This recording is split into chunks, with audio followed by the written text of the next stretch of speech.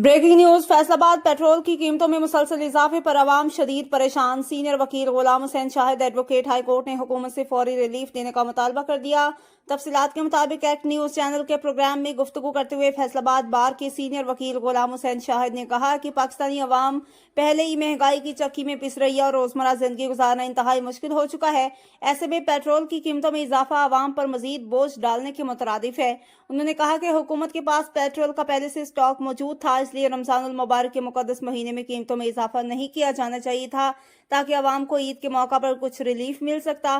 गुलाम हुसैन शाहिद का कहना था कि पेट्रोल महंगा होने से न सिर्फ ट्रांसपोर्ट बल्कि खाने पीने समेत तमाम जरूरी अशिया की कीमतें बढ़ जाती हैं, जिसका बराह रास्त असर आवाम की जिंदगी पर पड़ता है। उन्होंने हुकूमत से मुतालबा किया कि फौरी तौर पर आवाम को रिलीफ फराहम किया जाए।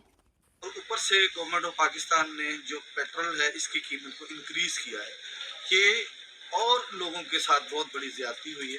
लोगों का जो तर्ज जिंदगी वो तो पहले ही बड़ा मुश्किल से उनकी जिंदगी को गुजारा हो रहा है और ऊपर से पेट्रोल जो है उसने उसकी जिंदगी पर बहुत ज्यादा असरअंदाज किया है।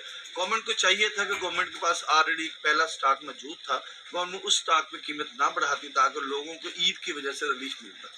ज़ाहिर है ये मुसलमानों का मजहबी त्यौहार है, रमज़ान शरीफ का महीना चल रहा है और लोगों ने अपनी जो ज़िंदगी के साथ साथ अपनी ईद की शॉपिंग करनी थी और अपने दूसरे मामला को देखना था।